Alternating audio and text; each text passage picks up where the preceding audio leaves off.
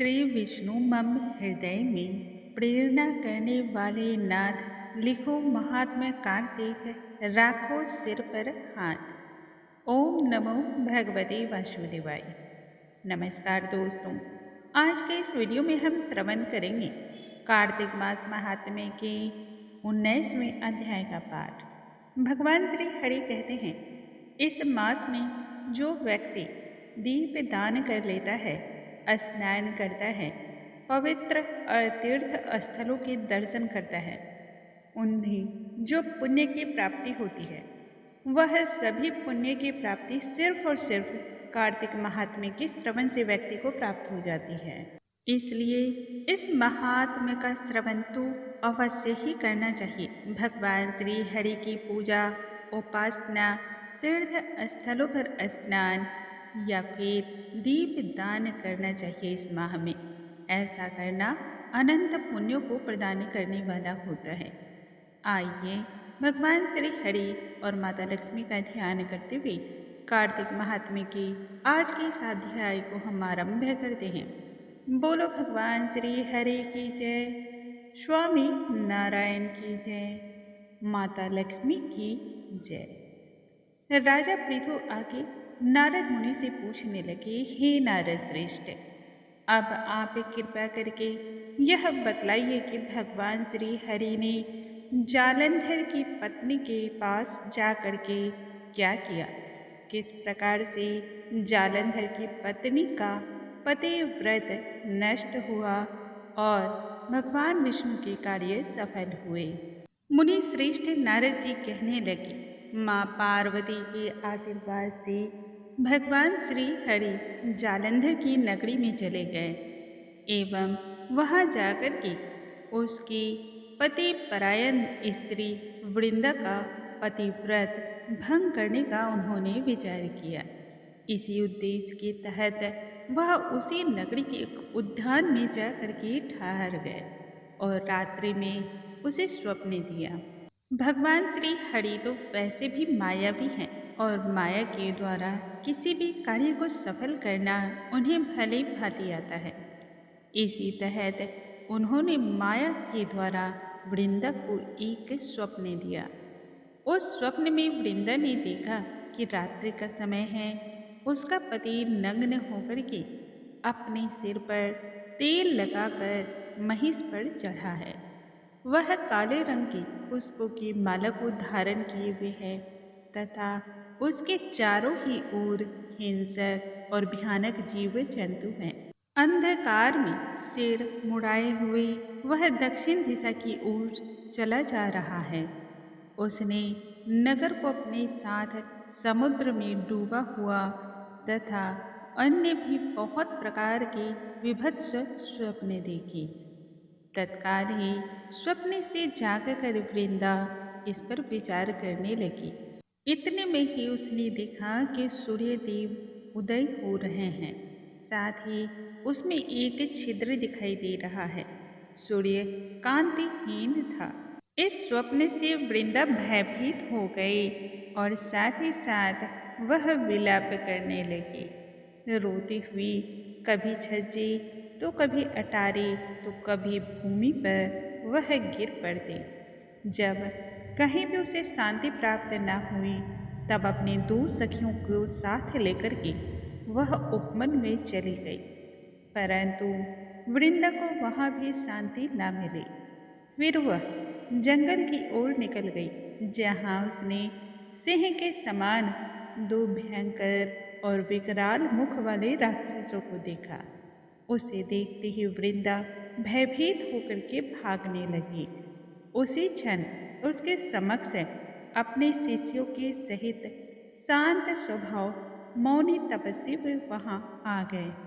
भयभीत वृंदा उस तपस्वी के गले में अपना हाथ डाल करके उनसे रक्षा की गुहार करने लगी। मुनि ने अपने तप के प्रभाव से सिर्फ एक ही हुंकार भरी, जिस हुंकार के शब्द से ही उन राक्षसों को उसने भगा दिया। यह देख करके वृंदा आश्चर्यचकित हो गई तथा वह भय से मुक्त होकर के मुनि को हाथ जोड़ करके प्रणाम करने लगी। उसने मुनि से अपने पति के संबंध में कुशल क्षेम का प्रश्न किया।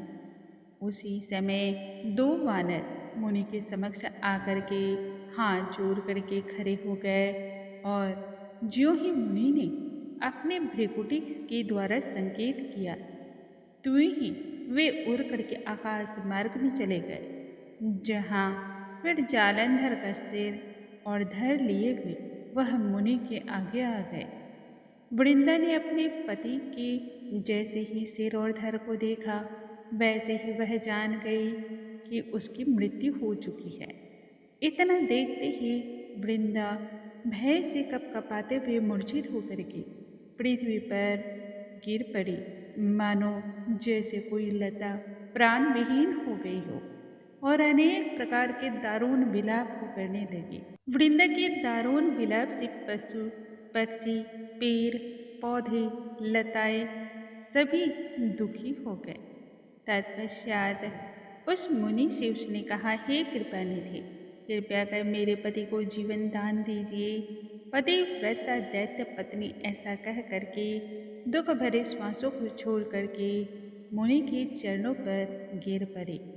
तब मुनि कहने लगे, हे वृंदा, यह शिव जी के द्वारा युद्ध में मारा गया है, इसलिए जीवित नहीं हो सकता, क्योंकि जिसे स्वयं भगवान शिव मारते हैं उसे तो जीवित किया ही नहीं जा सकता।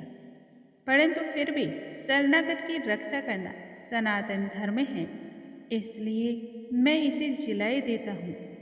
नारद ऋषि आगे कहते हैं, वह मुनि साक्षात भगवान विष्णु ही थे, जिन्होंने अपने माया का यह जाल फैलाया था। वह वृंदा के पति को जीवित करके फिर अंतर ध्यान हो गए। जालंधर ने उठ करके तब वृंदा को अपने आलिंगन में रखा और मुख चूमा। वृंदा भी पति को जीवित देख करके अत्यंत ही हर्षित हुई और अब तक हुई बातों को एक दुखद स्वप्न समझा। तत्पश्चात वृंदा सकाम हो करके बहुत दिनों तक अपने पति के साथ विहार करती रही। आनंद पूर्वक इसी प्रकार से समय गुजर गए। एक दिन सूर्य एवं संभोग काल के अंत में उन्हीं विष्णु को देख करके उन्हें लताड़ते हुए वृंदा कहने लगी, पराई स्त्री से गमन करने वाले श्री हरि, तुम्हारे शील को धिक्कार है, तुमने छल किया है। मैंने भली भांति जान लिया है कि तुमने माया के द्वारा सारा जाल फैलाया, तुम ही तपस्वी भी थे। इस प्रकार से कह करके क्रोध में पतिव्रता वृंदा ने अपने तेज को प्रकट करते हुए भगवान विष्णु को शाप दिया और कहा, तुमने माया के द्वारा मुझे दो राक्षस दिखलाए, वही दोनों राक्षस किसी समय तुम्हारी स्त्री का हरण करेंगे। सर्पेश्वर जो तुम्हारा शिष्य बना है, यह भी तुम्हारा साथी रहेगा। जब तुम अपनी स्त्री के विरह में दुखी होकर के इधर उधर भटकते फिरोगे, तब उस समय यही वानर तुम्हारी सहायता करेंगे। ऐसा कहकर के पतिव्रता वृंदा ने अपने तपोबल में अग्नि के द्वारा उसमें प्रवेश कर गई और शरीर का त्याग कर दिया। ब्रह्मा आदि देवता आकाश से उसका प्रवेश अग्नि में होते देखते रह गए। वृंदा के शरीर का तेज पार्वती के शरीर में समाहित हो गया। पार्वती के शरीर में वृंदा का तेज विलय हो गया। पतिव्रत के प्रभाव से वृंदा ने मुक्ति की प्राप्ति की। बोलो भगवान श्री हरि की जय, स्वामी नारायण की जय, माता लक्ष्मी की जय। दोस्तों, आज के इस वीडियो में हमने सुना कार्तिक मास महात्म्य के 19वें अध्याय का पाठ। कल के वीडियो में हम आगे की कथा के साथ फिर से मिलेंगे। भगवान श्री हरि और माता लक्ष्मी की कृपा पर सदा ही बनी रहे। यदि आप कोई सुझाव देना चाहते हैं तो कमेंट के माध्यम से अवश्य ही दें। हम आपके सुझाव पर अमल करने की पूरी कोशिश करेंगे। कल के वीडियो में नई जानकारी के साथ हम फिर से मिलेंगे। तब तक के लिए नमस्कार दोस्तों।